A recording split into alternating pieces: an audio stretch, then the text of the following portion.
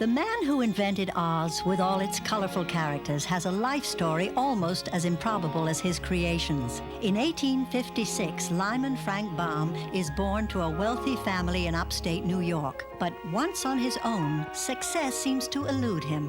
He fails as a store manager, reporter, and traveling salesman. In 1898, his mother-in-law inspires him to write a children's story based on the fantastic tales he constantly invents to entertain his 4 sons and their friends. But first, Baum needs a title. One day, he was sitting at his desk and looking at his filing cabinet, and the first drawer was A to N, and the second drawer was O to Z, which would be Oz. But that would be an excellent title for the imaginary land. Oz becomes a publishing sensation with the first 14 volumes written by Baum. The successful author moves to Hollywood, where he writes, produces, and directs several Oz silent films, but typically his company loses money.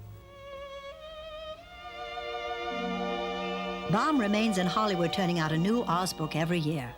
His favorite pastime is puttering in his garden under the warm California sun. When L. Frank Baum dies in 1919 at the age of 62, a critic writes, "The children of the world have lost their dearest friend." This is a first edition of L. Frank Baum's original Oz Adventure.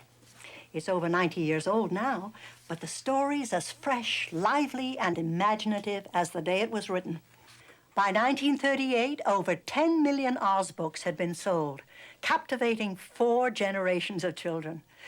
At MGM, the question was how to bring this classic to the screen without destroying its magical qualities. Well, it finally required the combined efforts of 14 writers and 5 directors to capture Baum's vision on film. The screenplay is credited to 3 writers, Florence Ryerson, Edgar Allan Wolfe, and a young man who deserves most of the praise. 26-year-old Noel Langley contributes key elements to the script. He changes Dorothy's shoes from silver to ruby.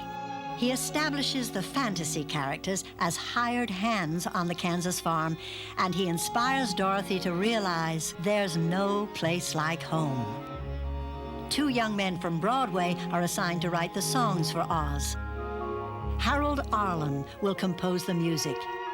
E.Y. Yip Harburg will create the lyrics and make important contributions to the script and casting of the film. Harold Arlen recalls the birth of the most popular song from their score. We had finished most of the songs, or all of the songs, but the one for Judy in Kansas. And I knew what I wanted, but when it doesn't come, it becomes one of those things that bugs you. And most of us don't like to be bugged. I said to myself, let's go to Grauman's Chinese. And I said, you drive the car. I don't feel too well right now. I wasn't thinking of work. And as we drove by Schwab's drugstore, I said, pull over. And we stopped. And I took out my little piece of manuscript and put down what you know now is Over the Rainbow. Of course, it needed Mr. Harburg's lyric. An arid, colorless place. Almost no flowers there because it's so dry. The only thing in her life that was colorful at that point was, I thought, the rainbow. It was the only thing of color that she had ever seen. So I said, I must have a song with rainbow in it.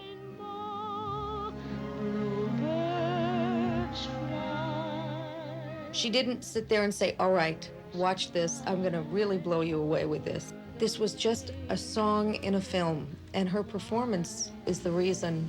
It's the most perfect marriage of a song and an artist that's ever been. When Mama sang Over the Rainbow, she believed in the sentiment of the song with all of her heart. That's why whenever you hear the song, even today, you think of her. It was that personal. If happy little bluebirds fly. It sounds inconceivable, but Over the Rainbow is cut from the film after the second preview. It slows down the picture, some executives complain, and they consider it undignified for an MGM star to sing in a barnyard. But good sense finally prevails, and the song is restored. While the movie shuts down to recast Buddy Ebsen's part, Mervyn LeRoy studies the results of the first 2 weeks of shooting. LeRoy feels that director Richard Thorpe's footage lacks the childlike quality the film needs, and Thorpe is reassigned. Director George Cukor has a few days open before starting Gone with the Wind and agrees to help out. He too is appalled at what he sees. He begins altering makeup and costumes for many of the principals. Cukor particularly dislikes Judy Garland's appearance. He takes off her curly blonde wig and half of her makeup. And, he recalls, I told her to remember that she's just a little girl from Kansas. George Cukor departs, never realizing how valuable his unsung efforts will be to the final film. And now LeRoy makes a surprising decision. He chooses Victor Fleming to take over. Now, Fleming is a tough-talking, no-nonsense director who goes biking and big game hunting with his buddy, Clark Gable. Despite this macho image, Fleming finds the project irresistible. I made the film, he says, because I wanted my two little girls to see a picture that searched for beauty and decency and sweetness and love in the world.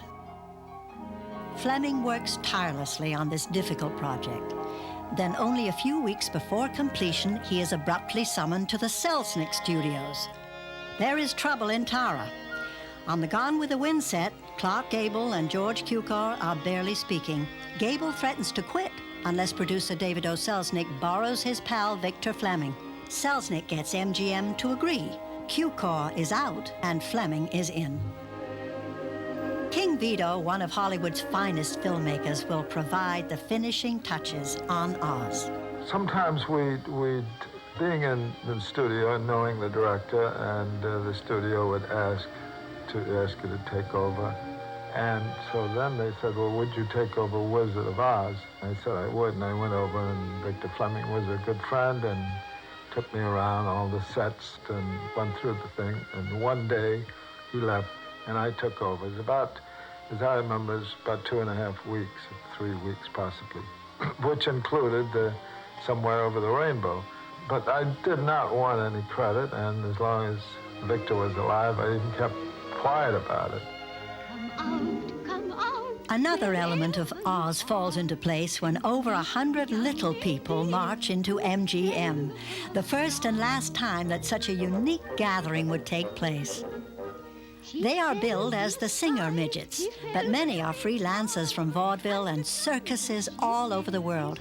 Only a few are rowdy, most are enthusiastic, and studio workers will never forget them.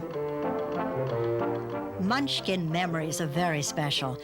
The young man in the middle is Jerry Marin. We represent the Lollipop Guild, the Lollipop Guild, the Lollipop Guild, and in the name of the Lollipop Guild, we wish to welcome you to Munchkin Land. And that's when I handed Judy Garland the lollipop. I was 17, and prior to this, I'd never seen a little man or person in my life, or a little woman, and I was all excited because I heard there were going to be quite a few little men and women, and we got on the bus where I seen all of them. I said, oh, I was so excited. Little guys just like me, and I watch how they walk and I watch how they talk, and it was exciting. I said, my goodness, here I am in Hollywood for the first time in pictures, and with the biggest studio. as coroner I must. Well, when we met the casting director, he took a look at us and he picked about 8 of us to say the lines of the Munchkin Coroner. I probably enunciated a little bit more distinctly or more emphatically than some of the others. So he says, okay, you're the coroner.